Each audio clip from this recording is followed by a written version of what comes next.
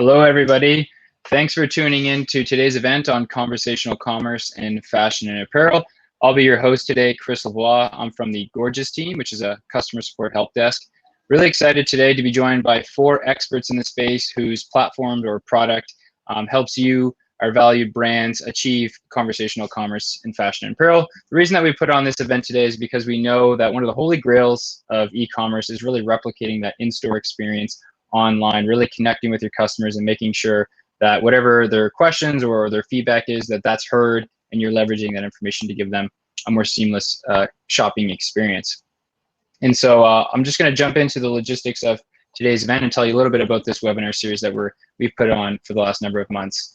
And so ultimately what we do each month is we have a few webinars where we pick a super topical theme that is really relevant in the industry at the time. And so I just have a few examples here of some of the webinars that we've put on in the past, such as preparing for 2021 online returns right after the holidays in BFCM. Omni-channel e-com strategy, obviously that's a really popular theme as well. How can you leverage that? We've also had topics such as loyalty and customer retention. So how do you keep all those BFCM customers that you acquired? And then we just had a great event earlier this week actually on pre-sale conversion optimization. So these events are intended to teach the brands that join these webinars about the different tools and products that exist in the space that are intended to help you achieve some key aspect of your business. And so today it's all about conversational commerce, driving that conversion rate, and just also the general awareness of your brand. The only thing that we ask of you, our audience, is that you make best use of your time. So asking questions, popping it in the chat, that's both questions for the speakers with us today, but also asking your fellow business owners who are with us today, asking questions, sharing best practices. We're also going to post a number of polls throughout today's webinar. Each of the presenters has provided a few poll questions, and so that feedback is really helpful for us. We'll be able to connect with you after, and also will help us improve our product, perhaps, if you're leaving that feedback. And then also just giving feedback in general. So we'll contact you afterwards. We'll send you the recording of this, and if you do have any feedback on webinars you'd like to see in the future, we definitely are happy to hear that advice. Cool. So as I said, today's event is all about conversational commerce. We have a fantastic panel with us today. The way this webinar is going to work is it's a 90-minute webinar. We have 5 speakers. We each have a 15. We're going to, oops, sorry, it looks like I just went offline for a second. Apologies if that had a delay there. But yeah, so a 90-minute webinar, each person gets 15 minutes, including their Q&A. And then we're going to get into some big prizes as well. So we have 5 different prizes. Each of the speakers with us today has put a specific prize on the line. The caveat is you have to be online with us at the time where we announce the winner, and then we'll get in touch with you afterwards to send that out. Awesome. Yeah, you can see the prizes here that we have. So the presenters today came with some big prizes. As I said, we're going to be picking them after each presenter has done their presentation. Cool. So really excited to kick things off with our first speaker from #paid. So I'm just gonna, I just realized there we go.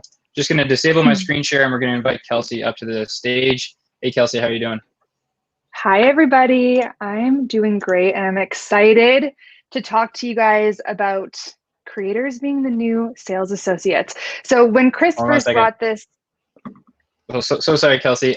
Just got to give you a quick introduction. I love the energy and the excitement to jump right into it. Yeah, the rest of the speakers, you guys are good to jump off stage there, and then we'll be in touch with you shortly. And I'm just going to give Kelsey a quick intro, and then we'll get running. Awesome. Yeah, so really excited to have Kelsey from #paid. Kelsey is the head of partnerships with #paid. A fun fact, and we always do fun facts with our panels, is that she used to be a sports reporter, which I think is awesome. And Kelsey has had the pleasure of supporting entrepreneurs during her time at Shopify and recently Clearbank and now #paid. And she's building their partner program with agencies, tech partners, and VC partners as well, so they can support their customers with everything outside of influencer marketing. Kelsey's fantastic. Really happy to have her today. And the floor is all yours. Awesome. Thanks, Chris. Okay, you guys, round 2. So when Chris first brought up this idea of conversational commerce and how it relates to fashion brands specifically, the first thing I thought of was, the retail in-store experience and what's missing from, obviously moving things online. So, I mean, that sounds pretty obvious, but I do have some very tactical things that I want to go through today that'll help us utilize creators as true sales associates for your brand. And so As a refresher, we've been in lockdown for a long time, and so you might not even remember the last time that you've gone to shop in store. Just as a reminder, the old way had a couple of touch points. I'm going to call out 6 specifically. Think about walking into a store. You'd be greeted by a familiar face, somebody asking you what you're looking for and guiding you to the products that might actually, fit your interests. They'll help you find that product. They'll recommend maybe the jacket and the pair of jeans that go with it. They'll recommend another product, maybe a dress that has a similar vibe. And then they'll answer all of your questions about the actual product, return policy, pricing, you name it. And finally, they'll help you check out. And so I want to take these same 6 steps and turn them into basically their equivalent through digital shopping. So let's look at the numbers really quickly. 48% of consumers say they discover new brands primarily through creators. I would say I'm kind of surprised that that number is as low as it is, but still it's perfect validation that new brand discoverability happens on platforms like Instagram. And it happens on platforms like TikTok. And so if you're not using that as a strategy, as a fashion brand, we're missing out on a huge part of the market. My favorite stat is that 92% of consumers trust recommendations from people they don't even know more than recommendations from brands or branded content in this case. And that's something #paid comes up against day in and day out. We actually have a tool that allows brands to run paid social ads that look like they're coming from creators directly. And we see 30 to 35% increase in conversion. So there's proof here that the trust that these creators have built with their audience, even if it's not somebody who's familiar with them, speaks for itself. And then finally, 93% of buyers find creator content useful when making a purchase. And we're actually going to talk a little bit more about this in just a second. So I wanted to make sure that this talk wasn't just like, okay, what is influencer marketing? I want this to be super tactical. How can you listen to the next 10 minutes and leave right away and implement a lot of these strategies? So there are a million ways you can use creators as sales associates, but I want to make sure that we're, again, keeping this really action oriented. So we're going to focus on 5 that you can implement right away. The first thing to note is, why do I keep saying creator, not influencer? And so I do want to make this distinction. I won't go into the full spiel, but if you think about it, anybody on any social platform that has any amount of following is technically an influencer in some capacity. The problem is that influencer marketing has got a really bad reputation over the last couple of years. And you can imagine, people taking any collaboration that comes their way, people are not authentic, whatever it might be. And so that's why we want to make sure we're staying away from the volume game, right? We don't want to just blast a product out to thousands of influencers and hope that it works. That's kind of the old way of doing things. The nice thing about, 2020 and 2021 is that a lot of things have shifted digitally. And now we can actually look at a lot of these people that are full-time creators. We can look at people who are proud of their collaborations and who really treat their work like a craft. And these are the people that we should be focusing on as fashion brands. I actually advise a lot of the clients I work with to move away from the volume game and away from just gifting their product and hoping that it provides a return, and focusing on a smaller number but higher value creators in this case. So now that we've got the definition between influencers and creators down, how do we work with creators? Right? I mean, it's pretty obvious we want creators over influencers. The best thing we can do is turn them into true brand ambassadors. And so if you think about it, I mean, at least for me personally, I've got a favorite barista at Starbucks across the street. When I go into a fashion, like a store, retail store, when I used to, I definitely knew who I liked working with and who I didn't. And I think one thing that brands can do immediately is start to use creators for longer term activations. And so that means, instead of just gifting product and getting one piece of content from them, how do we start to use them on a monthly basis or a quarterly basis and get that recurring story so that their audience becomes very familiar? A great example of this is the Bird's Papaya. She's partnered up with well.ca, and you can see I just picked the most recent 4 collaborations, but she does one every couple of weeks with updated content, new giveaways, different offers. And now the Bird's Papaya's audience, which is massive, is definitely familiar with well.ca, and they're not surprised when they see her posting about it. They're more so getting updated on, the most recent things that they should be checking out. So that's recommendation number one. The cool thing here too is from a cost or a budgeting perspective, working with the same creator over a longer period of time actually tends to bring the per asset price down. As you can imagine, there's some stability and some predictability for these creators, and so they like working with brands that way. Next is shop the look. So there's a fine line, and I don't want to be naive. So when you're working with a creator, you want to give them creative freedom to be able to produce the content that makes sense for their brand and for their aesthetic. One thing you can make a recommendation for is allowing them to shop an entire look as opposed to just promoting a single product. So this is really cool because you can see Sella Jane in this example. She has 2 outfits linked, and then each next story has a different swipe up to that specific product page. So a couple of things happen here. We tend to see greater conversion rates because people can see the full product, like basically the full outfit, and then they can also see the individual product. And then we see higher AOV because people can shop the entire look. And obviously, if they see the whole look, they're more likely to purchase all at once.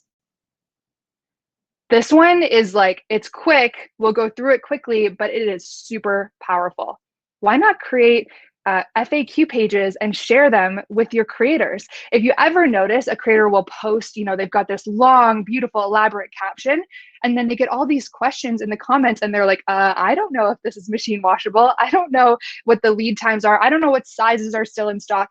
And so if you as a brand can go in and actually provide them a ton of information, where you ship, what the return policy is, how it fits, whether it's true to size, fits big, fits small, so on and so forth, all of a sudden you empower this creator to really go moderate their own comments. So it saves you time as a brand, and it helps the creator really sell home the whole message.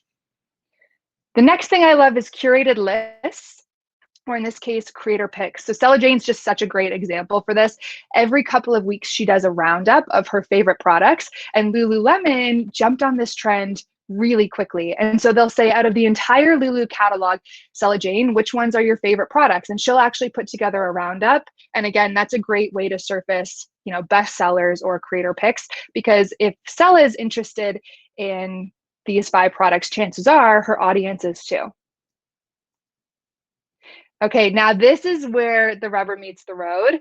And this is where I tend to geek out a little bit on creator marketing, because historically, influencer marketing has been super fluffy, right? You gift a bunch of products, you don't know how many assets or pieces of content you get in return, and then you certainly don't know how many people actually visited your website as a result of that post. You don't know who added to cart, and you certainly don't know how much revenue you've generated from this channel. And I think it's really powerful when we start to peel back the layers and realize that that's not how it has to be moving forward.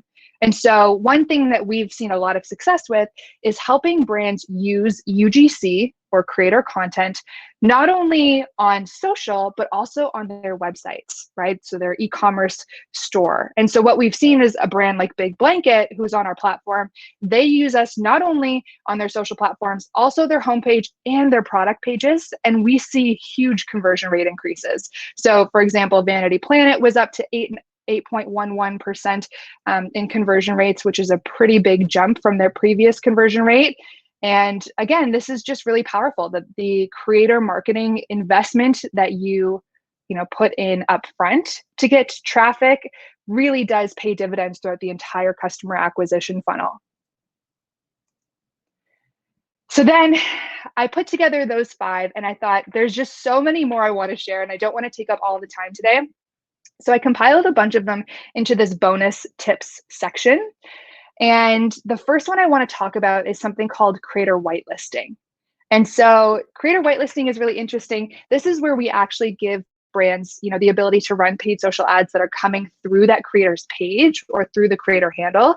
A great example of this, I don't know if anyone else is getting hammered with these ads lately, but Gordon Ramsay has, it's Gordon Ramsay's account. It's him talking about his masterclass. And so we know behind the scenes that masterclass is the one like setting the targeting and actually running that ad, but they're using Gordon Ramsay as their creator for the creator marketing portion of it.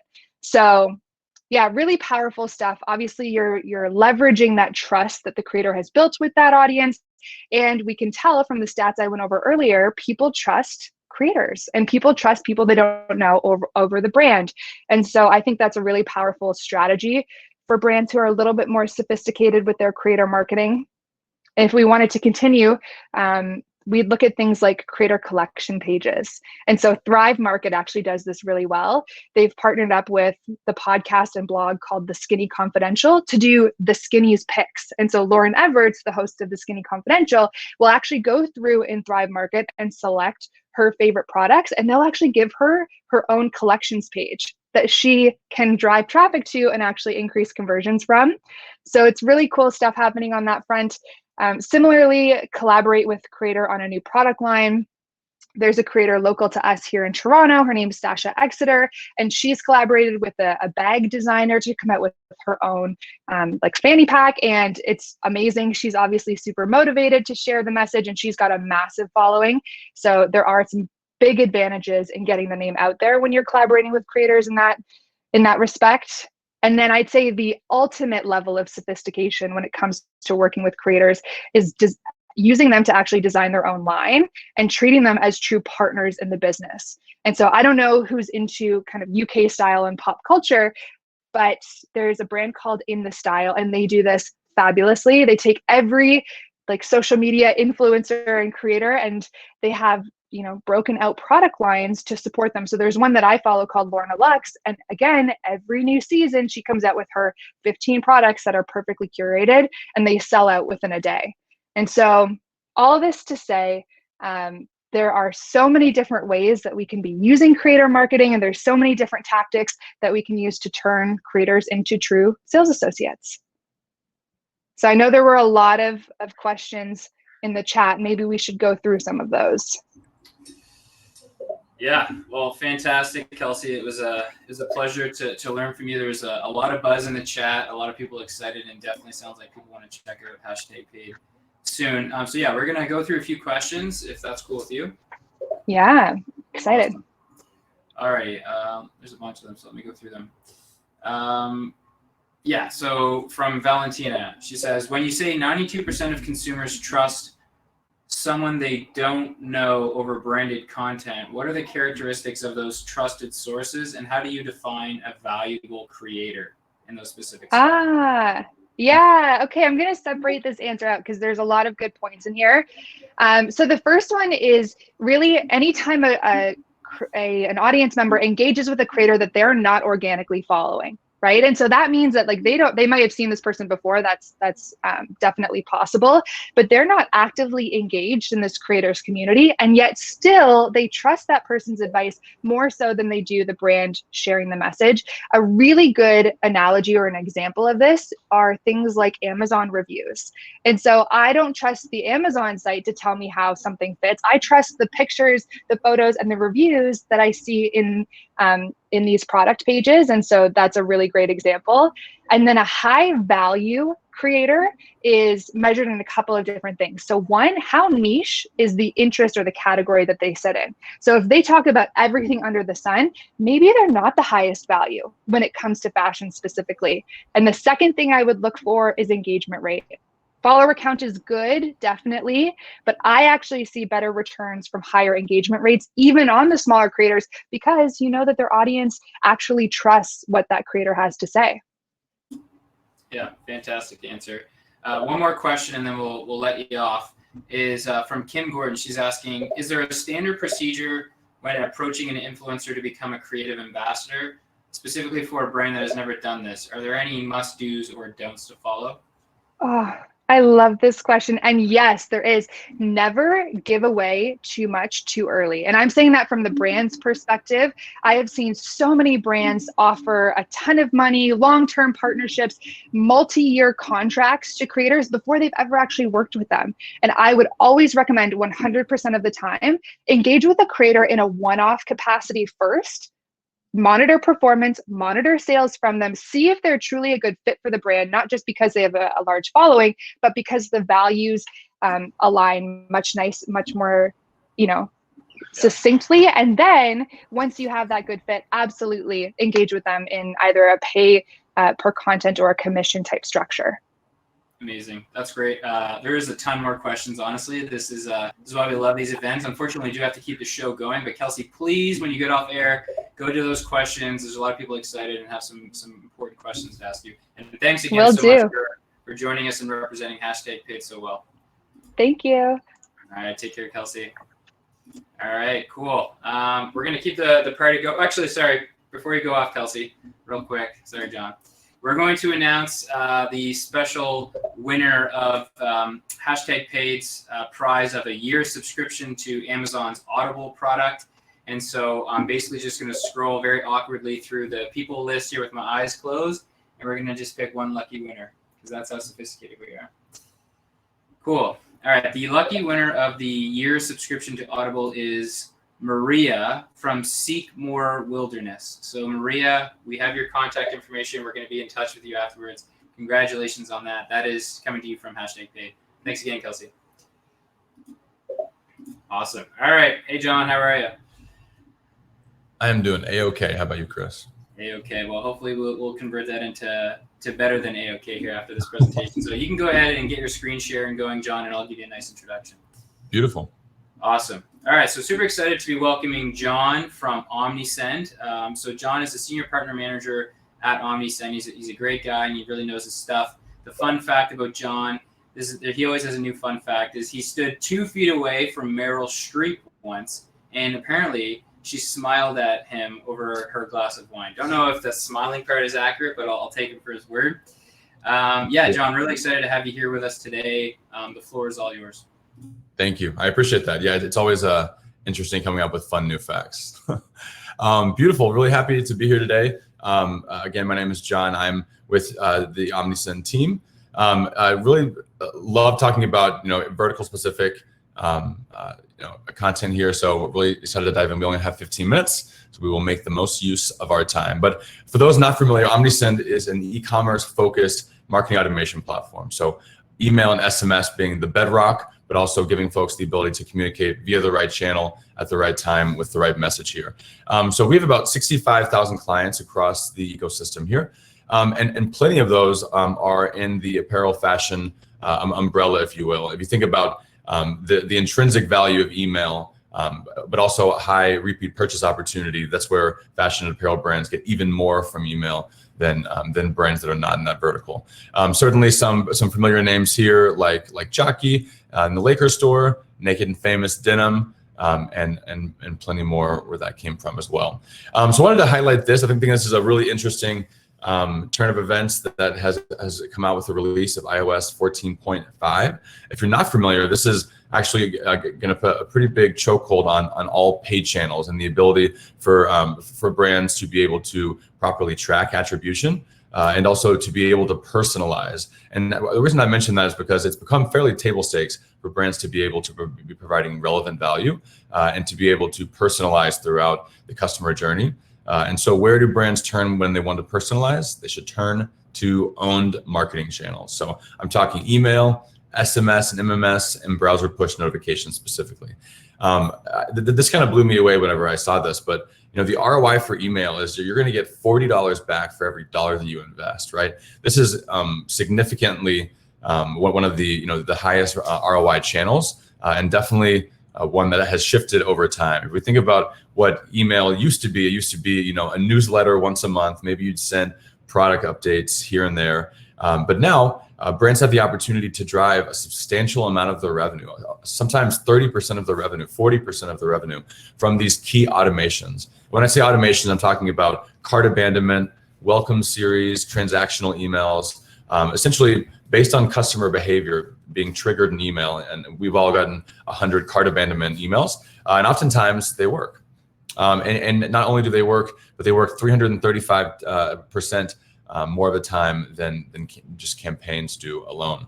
So when we think about automations here, again, 29% of all email orders are coming from just 1.9% of those email sends. It's a pretty potent opportunity here for brands. And one of the key inflection points that we see is that brands that are on a non-e-commerce focused marketing automation platform like a MailChimp, Constant Contact, Active Campaign.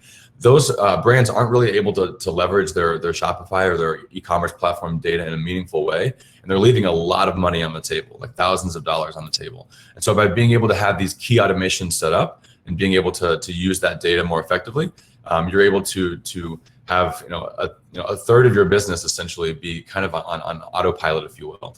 So taking a peek under the hood here in terms of what is converting over other types of messages here. So the welcome automation, right? So this is obviously a newly engaged customer to you, and this is converting almost 52%, which is obviously a really substantial number, right? So having that welcome series not just be a static one-off, but potentially a welcome series where it's maybe a series of 3 until they actually convert. There's plenty that you can do to kind of optimize that, considering that folks are super high intent as they just have opted in to receive emails from you. Next up, we have cart abandonment. This is a super familiar one for all. We're seeing some really interesting things that brands are doing with not just email for cart abandonment, but maybe peppering in SMS as well. So multi-channel campaigns and automations there. Lapsed purchaser, post-purchase. You can imagine, I think most brands come to us and they have some cart abandonment series. Maybe they have a welcome series set up, but oftentimes there's a lot of other automations based on customer behavior that are kind of underutilized, right? Browse abandonment. This is a customer that's just browsing. Maybe they're just essentially window shopping, if you will. And then you have product abandonment. This is someone that viewed a specific product. Being able to trigger a workflow to them and say, hey, you left this specific product in your cart, or you browsed this page in particular. Here is 10% off to kind of incentivize them to actually convert. So essentially, it's just closing the gap between where the customer is and the desired behavior that you want them to take, which is obviously purchasing from you time and time again. Beautiful. So this is what I wanted to highlight in terms of these multi-channel campaigns and automations, and just how much higher engagement that we're seeing from those.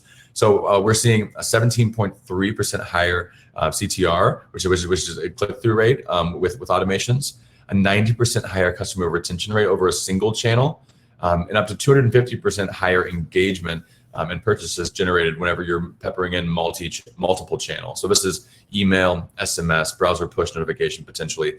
If you think 10, 15 years ago, the only real channel you had to communicate with your customers online was their email, right? And so in terms of owning the conversation, email has always been the best at that, right? You get to control the narrative. You're in control of how often you're communicating with your customers, knowing more about them, and again, providing that relevant value. So whenever you're able to control the narrative across multiple channels, that's just where you see that higher retention rate and hopefully higher customer lifetime value as well. So I wanted to touch on SMS briefly. This is certainly not a new channel, but it's new in the sense that the consumers are more comfortable with it in terms of like the B2B aspect. I have about 10 brands that I allow to send me SMS, and it's a really personal channel, right? It's something that people are on constantly. It's where a lot of their private life is, and so by them opting in to receive that in that space, it's kind of a different mindset, right? Oftentimes it's so much easier for me to purchase on my phone because I have Apple Pay, or I have a really quick way to log my credit card information. Sometimes I would prefer buying on my phone versus buying on desktop. So being able to have your brand inside of SMS or MMS is going to be a really big opportunity. So we're seeing a 378% more SMS were sent in 2020 versus in 2019. So just kind of illustrating that pretty big shift in growth there. 98% open rate. It's pretty insane, but I mean, you can imagine I guess there's always that one guy that has like 75 unread text messages, but that's certainly not me, and it's not most people, right? You get a text and you open it. That's just the way that it goes. So even if they're not purchasing, they're engaging with it at a higher rate than they are with email, most certainly. 47% of omni-channel campaigns involving SMS ended in conversion, right? So that's, again, a really high performing channel. And frankly, the brands that skew younger, this is going to be even more impactful as younger folks are on their phone more often, based on research there. But it's not just to drive top of funnel. It's not just to mention product that you're rolling out, maybe new merchandise, but it's also post-purchase as well. If you take a peek at this example on the left, we're essentially saying, how was your How was the items how were the items that you ordered? Do you have any feedback for us there, or potentially triggering shipping confirmation as well? Closing the gap with understanding your customers more in terms of their sentiment of the actual products that they purchased, and also giving them information proactively before they have to spend time in reaching out to customer support, right? I think something that a lot of brands are probably trying to do, and obviously Gorgias is a huge vehicle to be able to do that, is streamlining their customer success and getting ahead of the questions that customers are going to be having. And this is a great way to do so via SMS.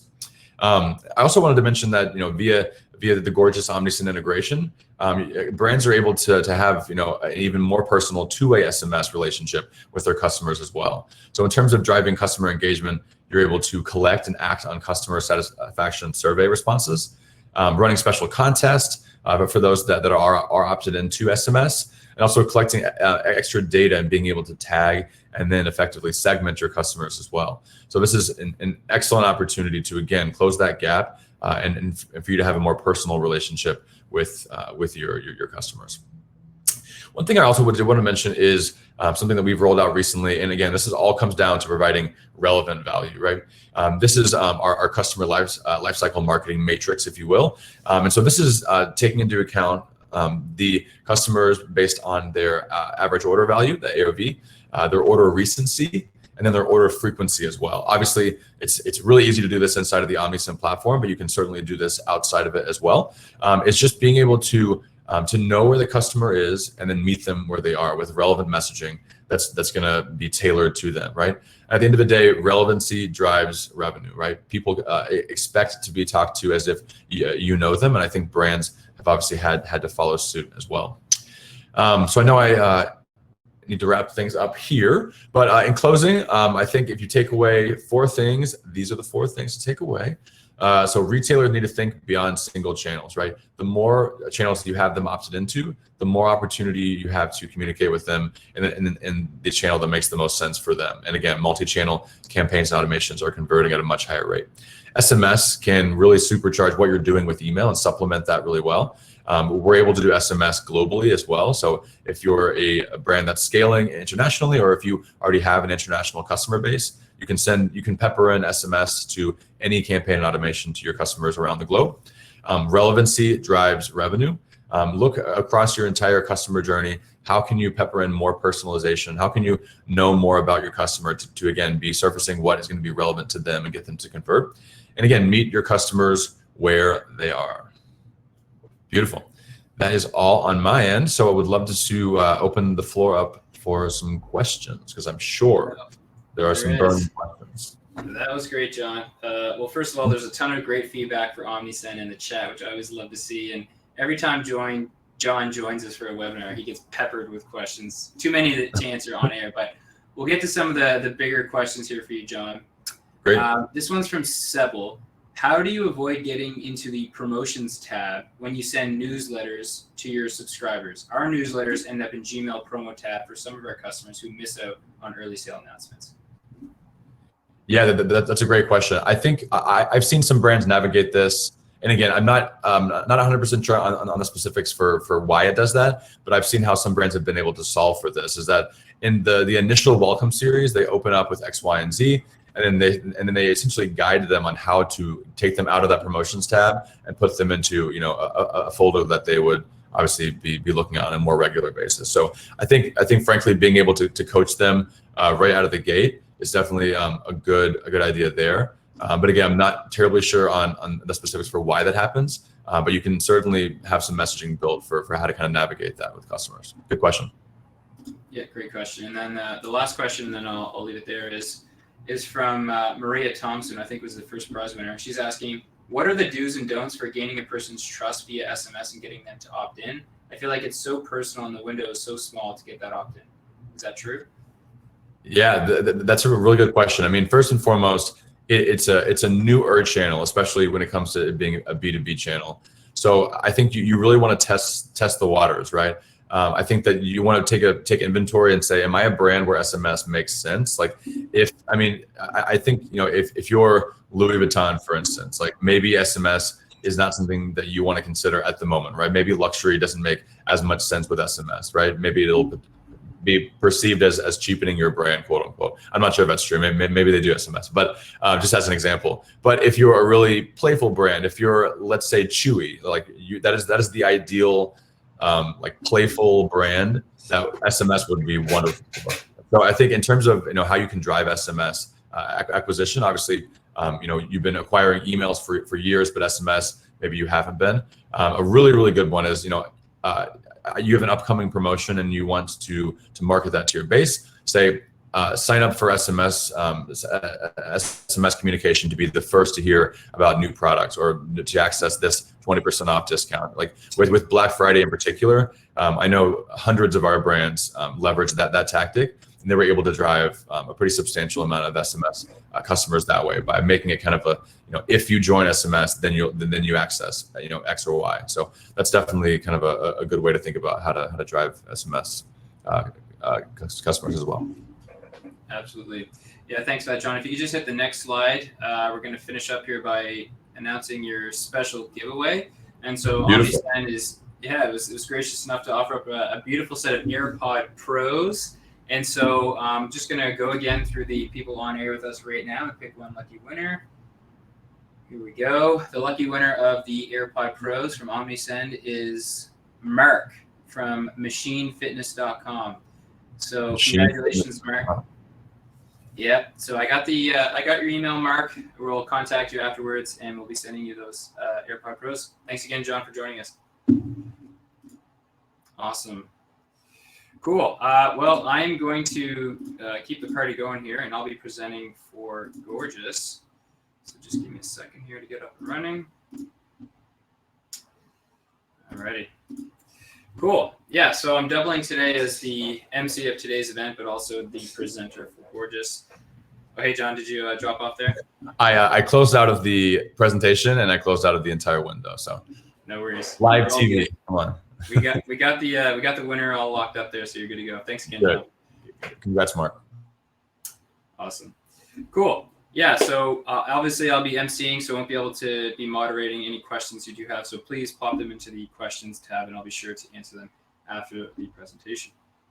Awesome. So yeah, again, my name is Chris Lavoie, and I head up tech partnerships here at Gorgias, which is a customer support help desk platform built for e-commerce merchants. Really excited to be here talking to you today about how customer support and customer experience overall ties in really nicely into the whole conversational commerce piece, specifically for fashion and apparel brands.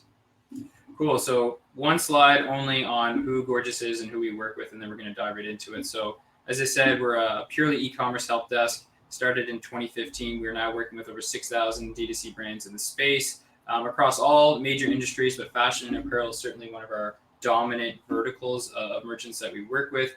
It's not only great and easy for our merchants to deliver exceptional customer experience to their customers, but also the conversational tone that we're able to enable our merchants to have with their customers really have come to appreciate them. So for instance, brands like Olipop and Hello Tushy, if you're familiar with those companies, they just have a great way of connecting with their customers and making them really feel like valued customers of their brands.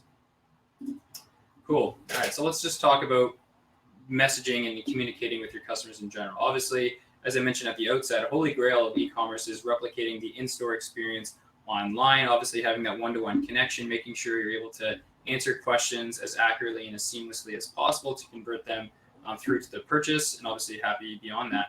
So first we need to understand what customers are actually messaging your brand about in the first place. Why would customers be messaging you?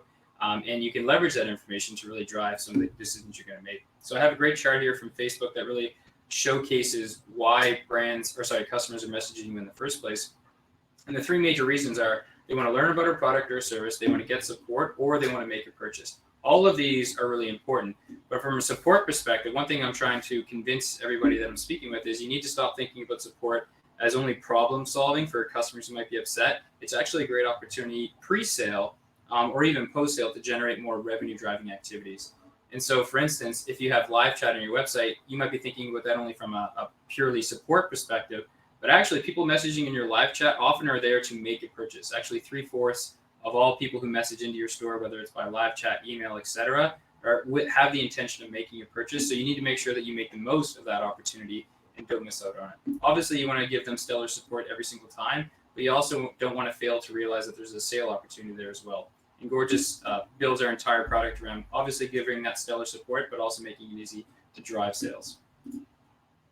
So on the support perspective, we've essentially gamified our support for the merchants who use Gorgias into 5 different support level buckets. And so the key metric we're using here to essentially assess the performance of the merchants that work with Gorgias is their response time. So how long does it actually take for you to answer a question and get back to a customer? And that really ties nicely back into this conversational piece, because you want to make yourself always as much available as possible when people might have questions for you, whether it's pre-product, whether it's post-purchase. You want to make sure that you're interacting with them in a timely fashion. And we have tons of data around how response time is directly correlated to your average order value, your lifetime value, your churn rate, and those brands that have lower and lower response times have better and better revenue metrics. And so we have 5 different categories that we've essentially gamified our support merchants with. And so less than 10 minutes response time is the holy grail. That's what we've come to expect from Amazon, for instance, when we're shopping ourselves. And only 3% of our entire customer base is actually in that level 5 category. The Spanish football team, Real Madrid, they're one of those 3% merchants who have less than 10% response time, which is fantastic. And that's what we're ultimately trying to do. How can we drive more of the customers that work with us down this chart so they can get to that less than 10-minute response time? And a key stat to drive this home is that we have a lot of data that shows that if you're able to reply to a pre-sale chat or SMS within 10 minutes, it can give you upwards of a 28% conversion rate, which is close to 4x more than the best case for most conversion rates for brands, which is around 2 to 7%, for instance. So this is phenomenal. This is what you want to be trying to achieve, but it's not so easy to do, certainly as you're experiencing rapid growth. All right, so before we jump into how Gorgias is able to solve problems like this, we have to first talk about where do traditional customer support help desks fall short. So one of the first things is lack of automations. Obviously, as you're starting to scale and you're having a ton more order volume, you're also going to have a lot more support-related volume. And you can't be spending valuable time manually tracking down the information, going into your Shopify account, getting order-related history data to get back to the customer. You need to be able to automate as much of that as possible. And if you don't, that's just going to bring about a lot more costs, both on the headcount of your agent team, but also making mistakes. You're going to lose out on sales, and you're going to have a low LTV and AOV with your customers. Having the data and personalization is also key. This ties really nicely into the conversational theme. If you're not having enough data and certainly putting it on display for your support agents, you're not able to deliver a personalized experience for your customers, which has a massive impact on their retention and repeat purchases. So one thing that Gorgias does to really help this is all the information that you might have on a customer, say, living inside of Shopify, we're going to integrate that into our help desk. We're going to put it on full display for your support agents. So when they're talking to you, say I was talking to John, I could leverage so much information about John to give him a really seamless experience. I could say, hey, John, I can see you love our blueberry sodas. We're about to launch orange sodas. Here's a 10% discount code so you can have a great weekend. And I'll know that there's a high probability that John's going to convert on that sale. He'll redeem that coupon code. So again, having that additional information and data on display for your support agents who are actually talking to your customers is vital. And then the final piece here is lack of channel aggregation. So it's not enough like it was 20 years ago to have email support or phone support. It's really critical to also be connected with your customers across all the other channels that they might be interacting on. Even if you don't think of them as pure support channels like Instagram, Facebook, Twitter, live chat, SMS, these are also channels that you need to be delivering support to your merchants with. So I'm just going to take out my headphones. I think that they, apologies, my headphones died there. Apologies, just give me 1 second. Make sure that, perfect. Cool. So I just had to take my headphones there. But the final piece there was the lack of channel aggregation. You need to be connecting with customers on all the channels because it's a great way to drive them through the sales funnel. Cool. So let's just get right into it. How does Gorgias help turn support into a profit center, connect you with your customers across all those major channels, and really make it seamless to have a more conversational tone with those customers? All right. Cool. So one of the first things that we do is we analyze quite accurately what the brands with us today, what your customers are actually reaching out to you for. I already showed you that 75% of customers that message into your store via any avenue are likely to make a purchase, so that's really important. In terms of the ticket volume of our merchants, so that's conversations or messages that your customers are sending you, 33% of all of those tickets are related to order status. And so it's critical that in that regard, you need to automate as much of that, if not all of that, as possible, meaning you're able to respond to these questions, give them the information they need, give them an update in an automated fashion, because you can't be spending valuable time manually answering this. So that's a table stakes feature. We basically can wipe out this entire ticket volume component for you with our automated features. Relevant to this conversation is some other important categories like product feedback, product availability, product question, and pre-order question. Now, these only comprise maybe 3 to 4% each of your entire ticket volume, but if you factor in that most brands are getting anywhere between 2 to 20,000 tickets or more per month, these pre-sale questions start to really add up. And if you're not responding in a fast fashion, ideally less than 10 minutes, you're missing out on huge pre-sale opportunities, which is going to have a huge hit on your conversion rates. And so by making it easy for our merchants to respond in as fast as way as possible, we're able to increase conversions in a huge way, which also allows you to spend a lot less on ads because you are connecting with those customers right away whenever they have an important question. And so here's an example of how we can leverage automation tools, but also combine that with personalization. So what I'm showing you here is our macros, which are just canned responses. And how this works is you can basically build out a nice templated, personalized response, whether this could fire back via email, live chat, SMS. You could even fire back on social media channels as well. And so you can build this out for any different action. So if someone's messaging about order status, they have a product question, they want to issue a return, they're looking for if there's any special sales, you can build these macros. You can embed different variables like Shopify variables. And the moment that you hit send, it'll just send this email or response, pull in all of the Shopify information. And what's best is you can set this up in an automated fashion. So you could say anytime a new ticket comes in and the word order status was involved, it will just automatically send these responses, which makes it really easy to get through your tickets in a seamless fashion. Another key piece around the conversational piece is the tone or the sentiment of the messages that your customers are having when they're messaging your brand, and that's huge. And so our machine learning will detect the intent of whatever message that a customer is sending your way, whether it came in through email, phone, Instagram DMs, or Instagram posts that people are commenting on. We're going to detect that, we're going to analyze it, and we're going to apply a tag.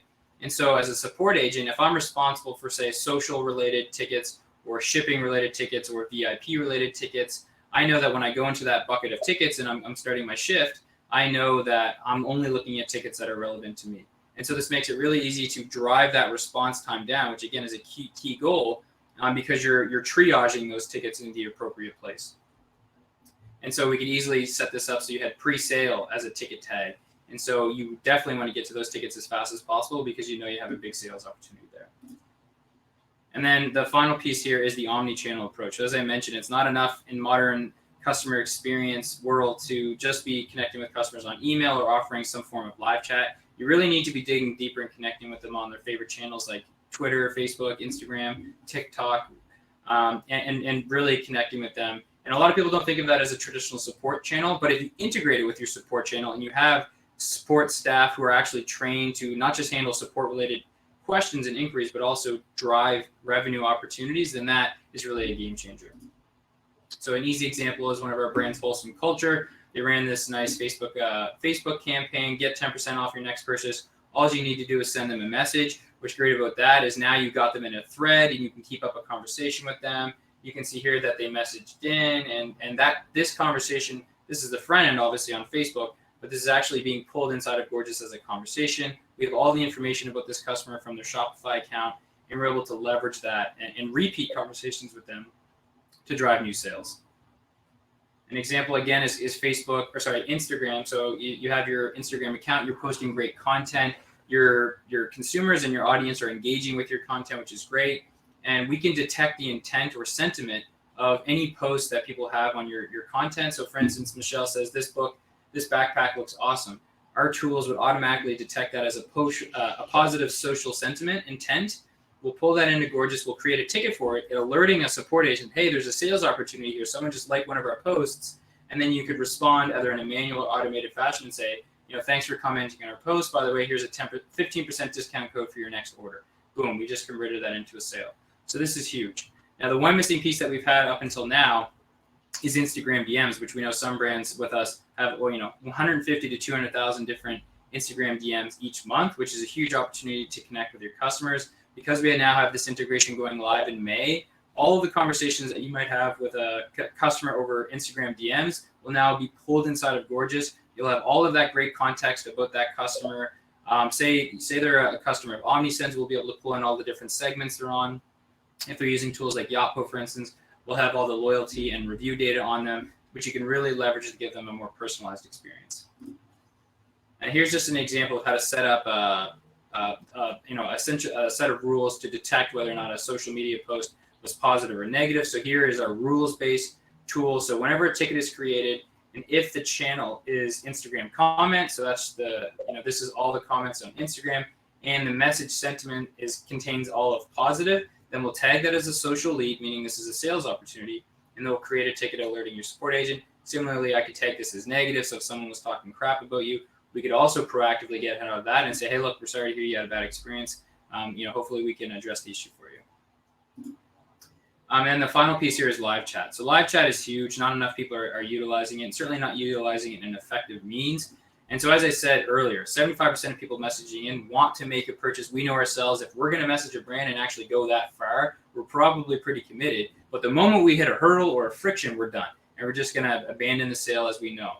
And so it's really critical that you have a robust live chat. And live chat doesn't mean you need to have an actual human, tending to the chat. If you offer 24/5 or obviously 24/7, that's great. But you can still give a more conversational tone, even if it's, say, via AI or even just like an automated chat feature. And with Gorgias, we have a lot of self-serve options, so customers can actually engage in a live chat, but get most of the answers that they need without actually having to escalate to an agent, which is huge. And I'll just finish up here with a nice example of one of our favorite brands, Marine Layer, which is a great California clothing company. Just two key metrics that they've achieved by switching from another help desk to Gorgias in the last couple of years is a 68% decrease in the resolution time, so how long it takes to actually solve customers' problems, which is massive, and a 75% increase in sales via chat. So they're really leveraging chat. When people messaging them in, they have all the information they need about that customer. They can not only answer a support-related question, but more importantly, they're also able to drive sales opportunities by leveraging that leveraging that customer information. And the way they're able to see how much sales they're generating from Gorgias is our revenue dashboard. So obviously we track key support metrics like first response time and resolution time in a separate dash. We also very much track the sales generated from Gorgias. So as I already mentioned, you're talking to somebody, you upsell them, they convert.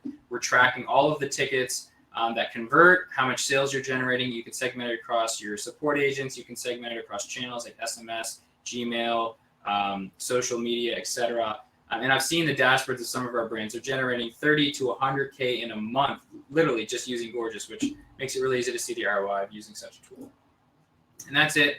I'm really excited to be able to speak to you all today. If you do have any questions, you're interested about trying out Gorgias, really happy to give you a free month to try it risk-free. You can reach me at chris@gorgias.com.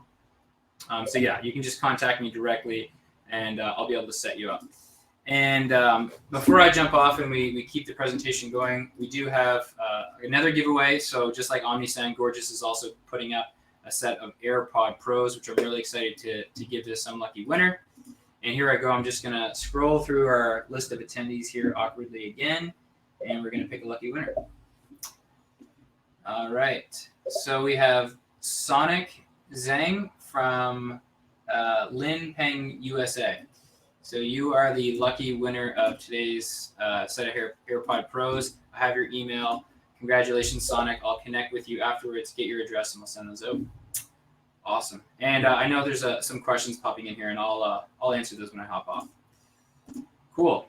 All right. Super excited to keep the show going. We have 2 more presentations. Really excited about. Happy to welcome Nick to the stage. Nick, you can get your screen share going, and I'll tee you up the introduction.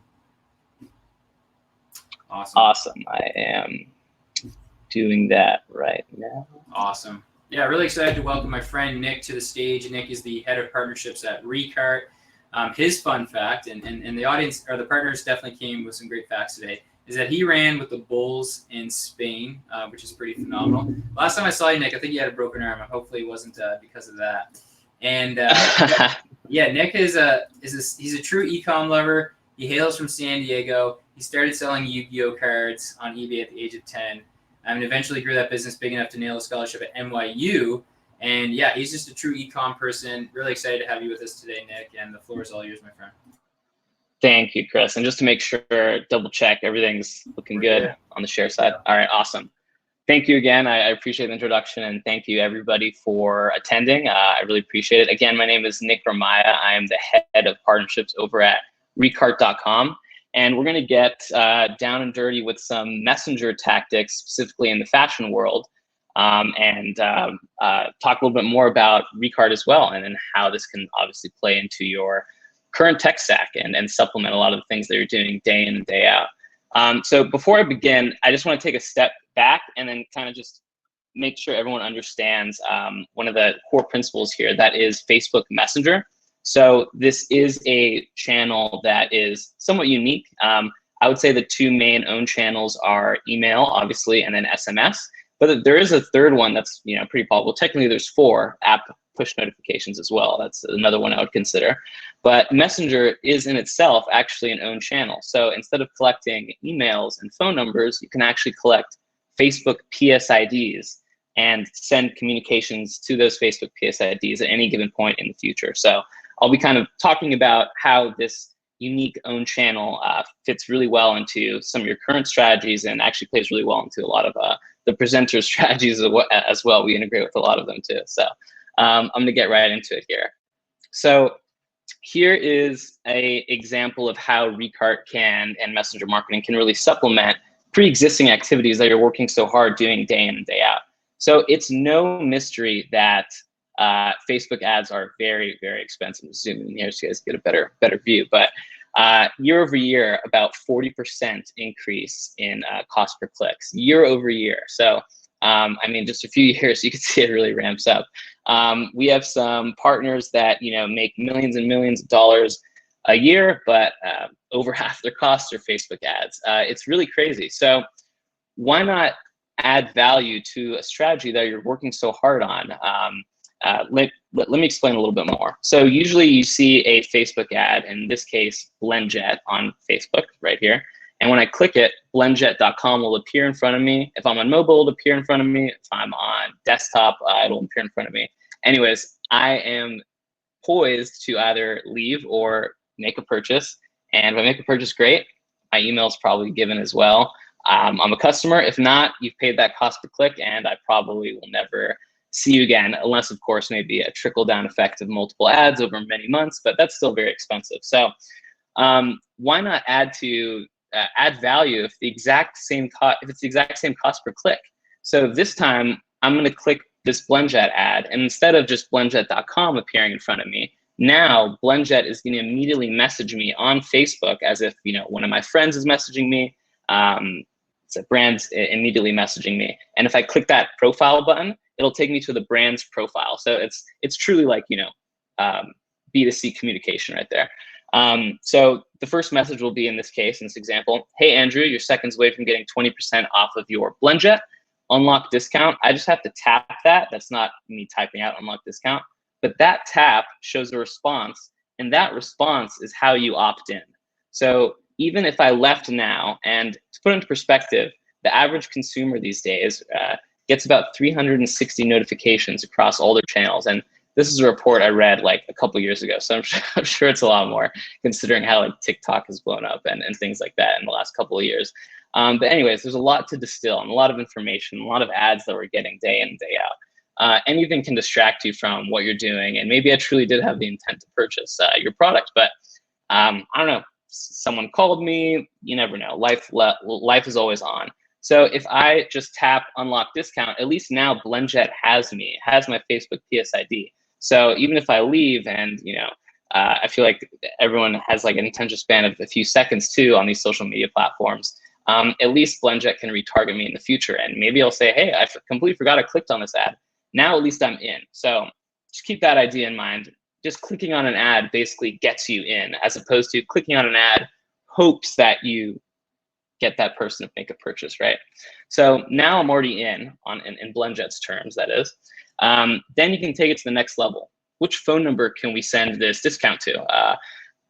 Here's my phone number in this case. This is attached to my, this isn't my actual phone number. This is, this is an example, but if it was my real phone number, it would automatically appear in the chat, and you just have to tap it to confirm it. So since Facebook did two-factor authentication a few years ago, everybody has an email and a phone number attached to their Facebook account. So when we ask for these values, it automatically appears, and all you have to do is tap it, and then that will send the information to one of our many integration partners on the SMS side in this case, or that could also be an email that sends to one of the many integration partners we have on the email side as well. So moral of the story that I'm trying to get here in this first little part, you see an ad, you click it. Now 2 taps, and it's literally 2 taps, I'm not typing this out, is 2 owned channels to BlendJet. They have me on a Facebook PSID, and then now they have my phone number, and that could have also been email. And then I'm also gonna sweeten the deal a little bit more. Since Facebook, I joke, doesn't really care about privacy, they're also gonna give you the first name, last name, gender, location, and time zone of whatever said user just interacted with the bot. So this is perfect for fashion and apparel, considering many brands have women and men's lines. You already have better emails, and you can segment those precisely. You can send emails saying to people that first names start with S. I don't know. You're going to get all this information. It completely takes away the gender fields as well as the first and last name fields, which are probably the most important ones as well. And even the time zone, if you're doing a pop-up for fashion, which is obviously a thing of the past this last year, but hopefully we're going to be getting right back into the mix of that, you automatically know where people's time zones are. Make a email campaign to people there, communicate to them saying you'll be in this location. Who knows? Maybe that can really help attendance. But you can see the value here. Something that usually you just click the ad and then the website appears now has evolved into a unique own channel. Now you can message them on Messenger. Now you have their, we had some great conversations already about SMS as well, and I know we're going to have another good one following. And you already have their. Now you just unlocked all SMS marketing towards them. That could have also been email. And then you're going to give them a discount code and some value as well. And if there's no add to cart in 3 hours, Facebook allows you within a 24-hour period to follow up from them the moment they tapped unlock discount. So the moment I tap this, I can send, if there's no add to cart in 3 hours, another 90% open rate follow-up. And you can see this follow-up isn't a normal poke. It's going to connect me to their website with a call to action. It's going to connect me to customer service. In this case, this pair is perfect with Gorgias right here. And it'll connect me to some content to maybe derive some inspiration for this purchase. Bottom of the line, messenger ads drive more value, especially if they're the exact same cost per click. Why not evolve and kind of add this second, third, fourth layer, if you will? I mean, there's a lot more things that you get to your stack. And the other cool thing about this is that as also Gorgias was briefly mentioning, DMs are also coming soon on our end as well. So although this is right now a Messenger, Facebook Messenger product, by the end of the year, it will transform into Facebook messaging, meaning Instagram in a couple months and WhatsApp actually in the fall. So we'll be able to do all these things that I'm going to touch more briefly on in a second in those 2 channels as well. And to kind of show another example of what I was explaining, and apologies here for the sponsors, this is a default slide, but you can see that a comment is going to lead to a Messenger subscription. So we're going to see a Facebook post, and then a comment was now going to trigger a response, as opposed to a click that's going to lead to a response. So in this case, Riderwear is now going to have a giveaway. So Kitty, in this case, can comment on the giveaway. And this can be a normal Facebook post, something that you're sending to your community before. Maybe it's a Facebook Live post. You can do this with Facebook Live. But the moment I comment, Riderwear is going to message me immediately after saying, hey, thanks so much, Kitty, for commenting on our giveaway post. To enter into our giveaway, please give us your email. That's your first submission. The email is going to automatically pop up. You just have to tap it to confirm it. And then that'll send to your providers with the first name, last name, gender, location, and time zone. Then, hey, give us a second entry. That phone number will appear. You just have to tap that. That'll send to your providers as well with all that information.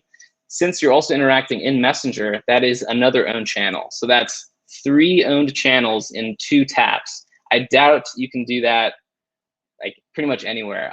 It's really awesome, especially considering that you also get enriched data with those own channels as well. So it's 3 Band-Aids that someone would have to take off to get completely removed from your brand. And it's a very little amount of friction, considering my email that I made in middle school is about 15 taps alone. And that doesn't give you my first name, last name, etc. This is an awesome point I just want to bring up quickly, and it has to do with obviously the topic of today, conversational commerce. So this is really interesting. It's a quiz that a Facebook ad that turns into a 20-step quiz. So we did some numbers on this, and if 100% of people started at question 1, I mean, talk about friction. 20 questions after an ad, right? After question 4, 75% of people, or 75% of people are left. So 25% of people have left after 4 questions. By the time you're at question 20, 16 questions later, 3% drop off. So what does this mean? People really like answering and engaging with these, sure, it's a bot, but it's fun to consumers. This allows them to immerse themselves more in your brand. And you better believe that at the end of that quiz, they're going to go to your website because they want to see their prize. And it's really not a prize. Let's just go to our website. This is the type of beardsman you are in this case. So really interesting. Conversational commerce is a very powerful tool. If you can create that 2-way dialogue with your consumers that you're interacting with every day, nurture them more, explain more about your brand, and even qualify, then we could see a lot of power there. And to kind of piggyback off this, I do have one example to show that I think is really awesome. And pardon the messiness here, but this is a awesome example of it kind of explains a lot of the messenger tools, tactics, and things we explained. And this is also specifically with a fashion brand as well. But this brand is called Pajamas. It's pajamas you can pee in. I know, it's a brilliant name and product. And anyways, they wanted to create a discovery process on the first point of contact based off of an ad. Because they kept getting negative reviews. This mostly targets moms. Moms are buying this, assuming it replaces diapers, when really it only supplements it, and even then it's to a certain level of liquid. So we wanted to create an educational piece on the first point of contact. Instagram's where a lot of people discover ads. So we created this for them. So exactly how much pee will pajamas really hold, I don't know. Let's press it, and this is in real time. So check out the 30-second video to see pajamas is the best bedwetting backup available. Watch video now. There's a messenger opt-in, so now pajamas has all that information. How much do you think your child pees overnight? No idea what these values mean in a diaper. I doubt most people do, but she will explain it to me in this 30-second video, and then I'll be able to qualify or disqualify myself. If I press 10+, it'll disqualify me, saying, hey, this isn't the right product for you. Do you want to share it with someone else? Since I'm able to qualify myself, pajamas in selling mode. They're going to move me down the funnel. Let's show a little snippet on how it fits. And you get the idea here. We can apply this to a lot of different other fashion and apparel brands. Sure, it doesn't have to be as complicated as a process as this, and it doesn't have to involve peeable tech, but you can see the beauty here and the ways that you can kind of communicate more and more with the brands that you're working with. And then I do realize I'm running a bit low on time, so I do want to just quickly bounce over here. So yeah, this is how the email and or phone number gets auto-populated. I just wanted to show that right here. This is how it appears, and then you just have to tap that. Again, I'm not typing that out. And if I wanted something that was different than what was provided by Facebook, then I would type that out, nick@recart.com in this case, instead of my old email. But I just kind of wanted to illustrate this. This is probably another very interesting point as well. So once you actually have that messenger sub, that Facebook PSID in your pocket, yeah, we talked about how you can start emailing them and sending them campaigns via SMS as well. But don't forget, Facebook Messenger in itself is its own channel. Yeah, it supplements a lot of these things that we're already doing in your welcome pop-ups, your Facebook ads, your email and SMS collection. But don't forget that now you also have an engine in itself that is also going to diverse around multiple channels in WhatsApp and Instagram in the future too. So these are marketing messages that you can send at any given point, just like an email, just like an SMS, straight into that inbox at 90%. So DMing, basically enabling businesses to DM. And this is just like an example of like, what one of those messages look like. Yeah, and some information that we've seen on our side, just as closing. Average brands that use Recart, we see on average an 8 to 14% revenue increase. Yeah, the click to messenger ads are very powerful in the return ad spend, but the real value there is truly kind of unlocking that value funnel that I showed, where you're getting other owned channels, you're hitting them again with a 90% follow-up. You're expanding on the money that you're already spending on those cost per clicks. That's the real value. But if you're to focus on pure cash, sponsored messages, which are the campaigns of Messenger, that's where you make a lot of the just raw messenger money, if you will. And of course, all of this enables you to have more conversations with your customers ultimately. But that is it. Thank you guys so much. I really appreciate it. Yeah, thank you. Awesome. That was fantastic, Nick. Thanks so much for dropping a bunch of knowledge. People really seem to love the quiz, as did I. A few questions for you, and then we'll let you off the hook. First one here is, I'm looking for ways to grow my email, SMS list, and CLTV. Where do I even begin in that? I know that's a loaded question, but can you give us some top tips that come to mind? Yeah, let me just pop back here. Yeah, so with low, sorry, what was the last part of that? With low, you're looking for ways to grow your email, SMS list, and CLTV. Where do you start? Yes, great question. So I think welcome pop-up is obviously like the lowest hanging fruit right there. But obviously that's assuming you get a lot of traffic already, right? So I'd say one of the strongest ways to not only influence, but then also collect own channels at the same time is that kind of that initial slide I showed where it's that Facebook ad. So you're marketing to people that have maybe never even heard of you, and then interacting with those marketing communications enable you on SMS, email, and Messenger at the same time. So you're hitting, I guess, 4 birds with one stone, if you will. Yeah. Yeah. Awesome. And then another question I'm sure you get a lot is, what does the future of messenger marketing look like, particularly in terms of advertising? I know you kind of hinted at it a few different times, but can you give us kind of the state of address here? Yeah, definitely.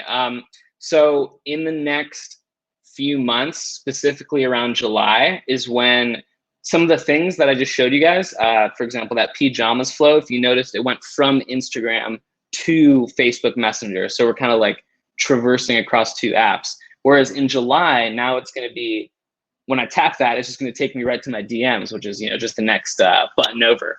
So that's going to be kind of the start. And then WhatsApp is going to follow suit. I have a little less information about that, but from what I have gathered, about November, we're going to start seeing a similar rollout.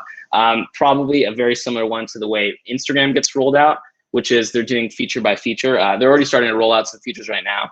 But when I say it'll be ready by July, meaning you won't be able to retarget until then. So right now you can, technically use things, but you actually won't be able to do anything post.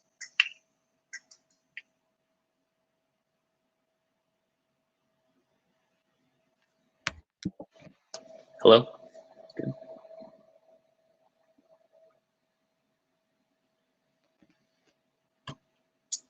All right. Oh, Chris. See, I can't see anything. All right. Well, I will stop sharing, but thank you, everybody. I really appreciate it. Yeah, keep the questions coming. I will be responding to them. Sorry, I was muted there. I was trying to do your special giveaway, Nick. Sorry. Okay. Yes. So sorry for that. I was muted. Yeah. So the lucky winner is Laura from King and Partners. You're winning the Apple HomePod Mini, which Recart generously gave away. Funny enough, it looks like Laura was the one who just posted a question for you, Nick. So you can both answer her question once you jump off. And Laura, we have your contact information. So Recart will be sending you that Apple HomePod Mini. Thanks again for joining us, Nick. Thank you, Chris. I really appreciate it. Thank you. Awesome. All right, cool. We're going to finish strong here. We're perfectly on time, which never happens. So super excited to welcome Tavon from Tone to the stage. How are you doing? What's going on? How are you? I'm doing great. So happy to finish strong with you and the Tone team. Do you want to load up your screen there, and I'll give you a nice warm introduction here.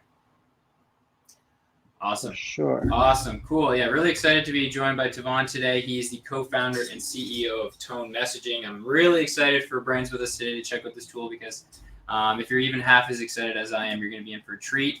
His fun fact is that you can find him kiteboarding during his free time in beautiful Boston. So that's pretty cool. He's a serial entrepreneur, currently CEO at Tone. While growing his e-commerce bicycle startup to 30K customers and millions in sales, his team discovered that texting was the best way to answer customer service questions. And now he runs Tone, the SMS marketing platform for helping 1,000 brands automatically text their customers like a human. If you follow him on LinkedIn, he's literally posting actual examples of this on the daily. And it's insane the ROI brands are getting on this. So thanks so much. The floor is all yours. Thank you for the intro, Chris.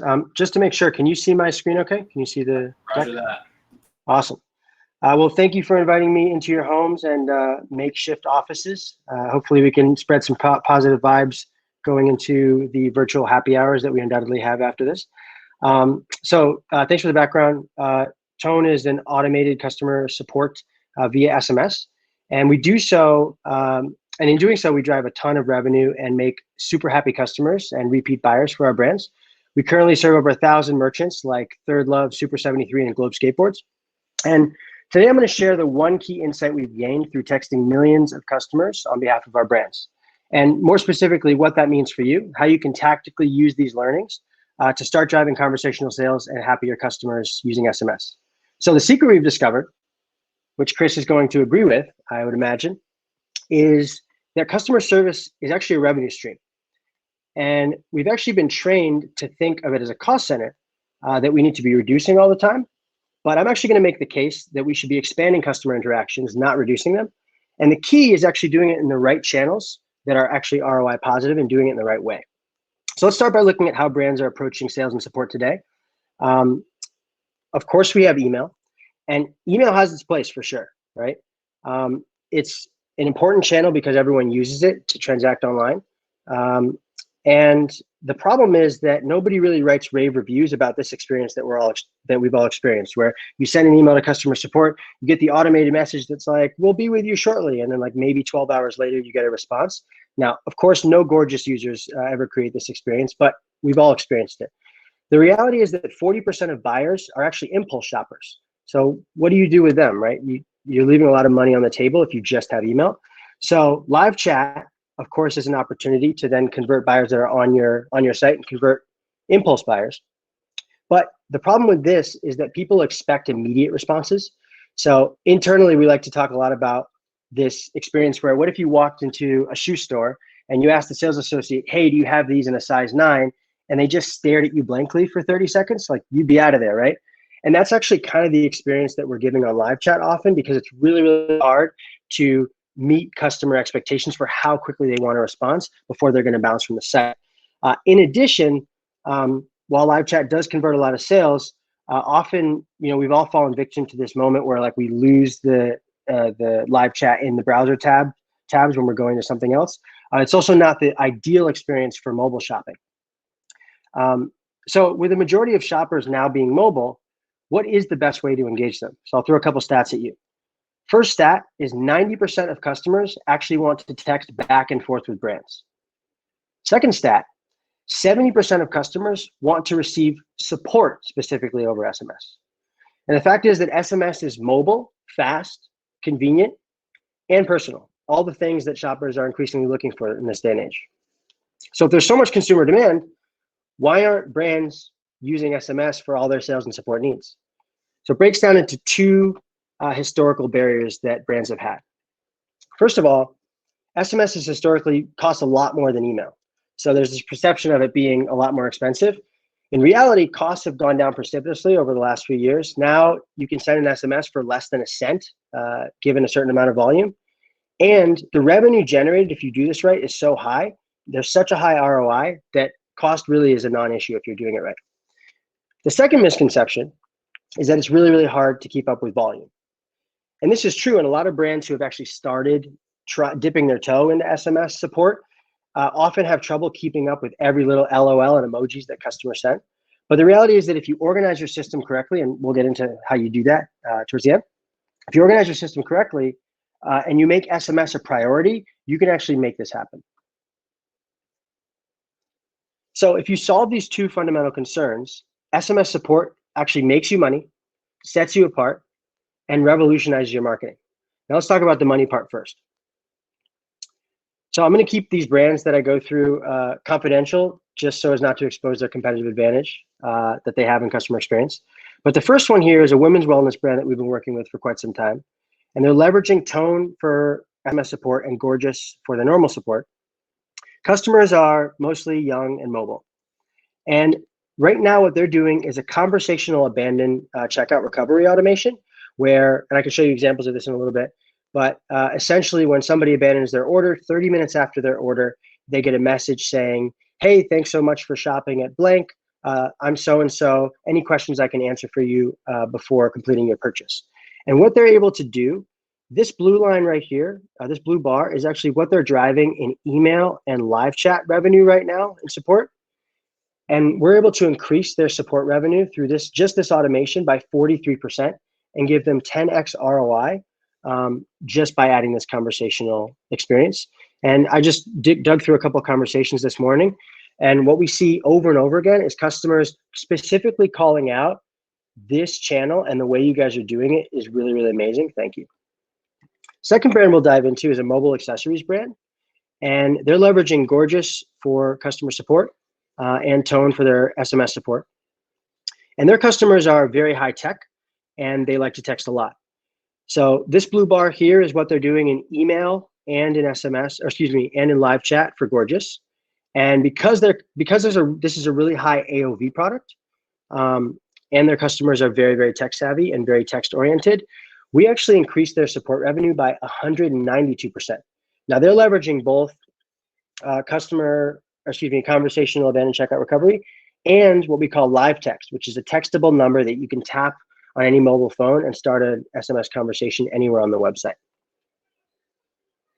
And then here's a customer quote that I just pulled from one of the recent conversations.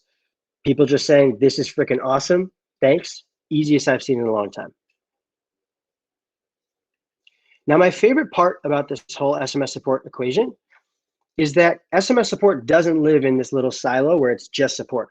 What we found at Tone is that once you have this one positive interaction with a customer, it's personal conversation, they become the best marketing lead you can imagine, right? So they buy over and over again because they have this personal connection with the human that has reached out to them. And so you're not just a brand anymore, you're actually a person that they like talking to and they like buying from. I'll give one quick example that I saw the other day. We have a brand called Usual Wines. They sell this wine by the glass online. We've been working with them for the better part of 2.5 years. And I recently saw a support conversation where customer texted in, they said, hey, I got some bottles, but one of them was broken. What can you do? So we texted them in about 2 minutes, found their order, shipped them out a new 6-pack within 2 hours. And then, of course, automated, we said, hey, is there anything else I can help you with, now that I've helped you with this order? They said, you know what? That was such good support. I actually want to order something for my daughter. How do I do that? And we said, oh, we just made you a cart. How about this? And all they had to do was put in their credit card and ship it out. And then we started marketing to them. So they started getting SMS campaigns. And a month later, of course, they text in and they say, hey, I want to do another gift order. Can you create another pack for me? And by the way, is it going to get there on time if I ship to this address? Because I'm sending another gift. And of course, we were able to help them with that. So we've got this long-standing relationship with this customer that actually started with a problem, but because of the asynchronous nature of text, because we were able to solve their concern quickly and build trust with them, now they're this really, really warm lead that we have this ongoing semi-automated conversation with them. And here's what we're getting really excited about on connecting the dots between support and marketing. So we've just released a Clavio integration that is one of the most advanced integrations with Clavio. So what we're doing is we actually have customers that are highlighting the highest value leads conversationally in SMS, and then porting those over to Clavio and using them in their marketing. So we've got a couple test segments here you can see. One of them is customers who respond to an SMS abandoned cart checkout message in the last 7 days. You can cross-reference that with any Clavio data and start sending SMS campaigns to those folks. Also, people who have texted into support and people who have purchased over SMS. So what this does is enables you to find the people who are most likely to want to interact with your brand conversationally. Add in Clavio data like what product they've bought, how much they've spent, when they purchased last, and you can actually start sending conversational automations at the most key points in their customer buying journey. So to give you guys some tactical examples of whether you're using tone or not, what you should start doing with SMS support today, we can dive into that. So we'll start by laying the foundation. So if you want to do conversational SMS support, the first thing you have to do is build out your reply process. It really starts there. The first thing you'll do is integrate your SMS provider with your CS platform. You can see here, Gorgias has tons of integrations with SMS providers, including Tone. And all you got to do is flip that on to make sure that anytime somebody responds to an SMS campaign, that you're able to, your customer service team is able to serve them. Next thing that brands often get wrong when they try to do this themselves without a real strategy is making sure that you actually have specific SMS templates. If anyone has ever texted with a brand before, or a brand that was kind of trying it out, what you may have experienced is getting the same support email on SMS, and it really doesn't port very well, right? You end up having a much longer message than you want. You've got kind of the email signature in there. So making sure that you take all of your necessary templates, you parse them down to just the bare essentials for SMS and make it feel more conversational will both increase your conversion rate and increase your customer satisfaction there. And then finally, and this is probably the most important thing, making sure that you build a special team and that you train that team to prioritize SMS. One of the biggest problems with trying to do this yourself and not really thinking it through is just saying, you know what, we're just going to add SMS as a channel, and it's just going to be one of many channels that our brands are that our customer service agents are really trying to manage. That ends up driving either no responses sometimes, slow responses, hours, if not days. And the problem with this is this is such a personal channel. You have this one opportunity to really build trust with the customer. And if you're not giving them the type of experience that they expect in SMS, you're actually doing yourself a disservice. So making sure, what I often suggest to brands that are doing this themselves is have one agent that just is on SMS, and make sure that they understand their main job is to delight customers on SMS and even close sales, because it's such a conversational and personal channel. So let's get into what we do from the customer experience side and how we actually start fishing for support leads with SMS. So the first thing that we recommend is that you put a textable number, what we call live text, anywhere and everything on your site where customers are likely to interact with your brand. So here's an example from a brand that we work with called Apollos. This is a tap to text link in the header of their website. And if you tap that button, it actually opens up a text message conversation on your phone. Here's one from Usual Wines. This is actually in the footer, and you can tap that button and open up a conversation. And then we actually had this new floating bubble that actually lives everywhere on the site that actually does the same thing as well. And this is from a company called Vessi that sells waterproof knit shoes.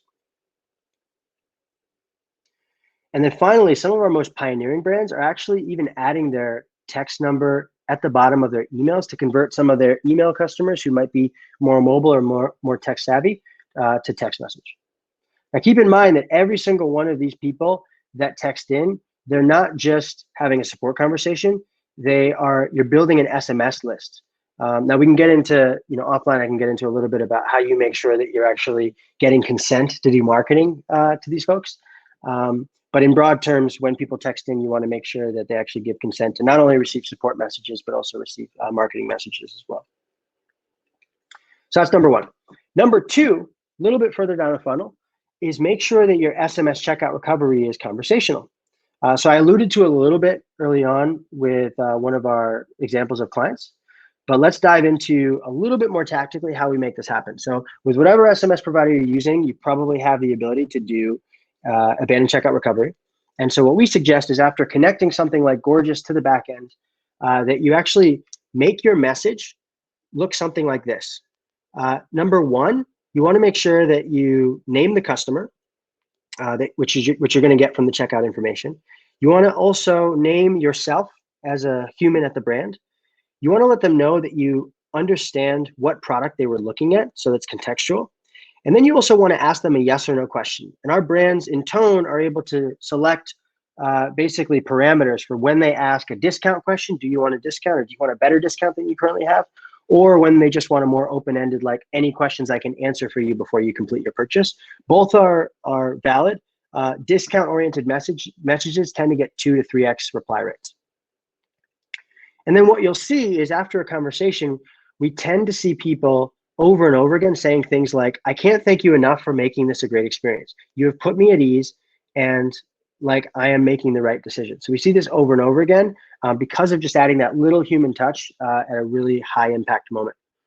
Another example of the type of messages that we see after a conversational approach to checkout recovery is, you know what, just because you texted me and that's really good customer service, I've bought the leather strap, appreciate the messages. And then one more quick example from another brand is we love to see customers, once they know they're talking to a human, they actually love to confirm they purchased it. Often we get the question of like, hey, how do I make sure you get commission for this sale? We make sure to say, well, we don't really get commission here. We just want to help you out. But it's a really good sign when the customer is saying, I want to make sure you get paid for this because I really, really value your service. So in this case, we'll see something like, I never would have gone back to the site had you not texted me. And that's really gratifying. So just to recap a little bit, I think I've alluded to these points earlier, but just to make sure that we drive it home, how you actually make money with conversational SMS support is threefold. One, make sure that you can keep your response rate at 100%, because I have this experience with any sort of conversational tech I use. If it doesn't work 1 or 2 times, then I'm done using it. So like, there's only certain things I will ask my Alexa to do. There's only certain things I will ask Siri to do, because I know that everything else I've been burned and I just don't want to waste my time. So the moment that you don't respond to a text message for a customer, they're really, really a lot less likely to start texting in to that channel again, and you pretty much ruin their trust. So make sure that you have a way of keeping response rate at 100%. Number 2, we found that if you can keep response times under 5 minutes, you are able to really, really drive high conversion rates and repeat buys as well. When we started this project and we had just our first 5 brands, we were doing 20-minute response rates. Now we keep response rates at 3.5 minutes or less across all 1,000 brands. And we've seen a huge uptick in conversions and repeat purchases as a result. And then finally, as I mentioned earlier, make sure that you have a strategy for repeatedly training your CS team on how to close sales. It's not just about solving the problem, but making sure you're asking the question at the right time. Anything else I can help you with? Or making sure that you have templates around upsells for specific products and packages. It really, really goes a long way once you've built the personal relationship and the trust that SMS allows for. So in short and in summary, SMS combined with customer support creates much happier customers and much more revenue, whether you're working with a vendor like us, like Tone, or whether you put it together yourself. So one of the offers that we're giving right now is if you email in at hello@tonemessaging.com, we'll give you a free trial, and we'll also guarantee that you can get 5K in guaranteed sales with Tone just within the free trial as well. So thank you, and we'll open up for questions. Awesome. That was fantastic and a great way to finish. There's a lot of buzz in the chat. People are really excited to see this and start thinking about SMS in a different way. We do have one question for you, and then we'll let you off the hook. It's from Bryson Dang. He's asking, do you guys have examples of conversation that addresses return policy and helps customers overcome those objections to shopping online? Examples of objections to? Well, yeah, basically just experience having conversations where you're addressing return policy related questions to help customers overcome those objections to making a purchase? Yeah, it's funny. Most of the brands that we onboard don't exactly have the best phrasing of return policies. What we found is, because we're having this human interaction, basically letting them know, hey, we're on your side. Like, anything happens, you can return it as quickly as you want, within X amount of time. And we just want to make sure that you find the right thing for you. This is not about getting you to buy something and then, having buyer's remorse and not getting it back in time. We're going to give you enough time to return it. And you can even text me if you don't like it. Just adding that extra layer of personality to the explanation of the return policy really goes a long way. I can't tell you how many hundreds of conversations we see a week of customers going something to the effect of, oh, phew, oh, good, okay, buying now. Once we conversationally explain the return policy, in layman's terms, not just like, a sort of boilerplate response. Yeah, that's great. And unfortunately, we are out of time, but there is a few questions if you have a minute there to just answer those to make sure that everybody For sure. Addressed. But before we do go, we're going to be giving away your special giveaway, which if you can just hit the next slide there. Oops, sorry. Yeah, sorry. No, no worries. Sorry, I clicked stop sharing. No worries. So Tone is giving away 2 Click, CLIQ portable camping chairs. They're super top quality. They're giving away a set of them. So I'm just going to go through the attendee list here and pick one lucky winner for that. Courtesy of Tone. And so we have Kevin Trang of travelerchoice.com. So congratulations, Kevin. Tone is sending you a set of Click chairs. I have your contact information. We'll be in touch with you afterwards. But thanks again so much for joining us and representing Tone. And sounds like a few people are going to be getting in touch with you afterwards. And thanks again to all the other speakers for such a great presentation, and to obviously everyone who tuned in for today's event. We will send out a recording in the follow-up. And thanks again. Looking forward to the next event with everybody. Thanks, Kelsey. Thanks, John. Thanks, y'all. Have a good weekend. Friday. Awesome. All right, everybody. Have a great rest of your Friday and have a great weekend. Thanks again for tuning in. See ya.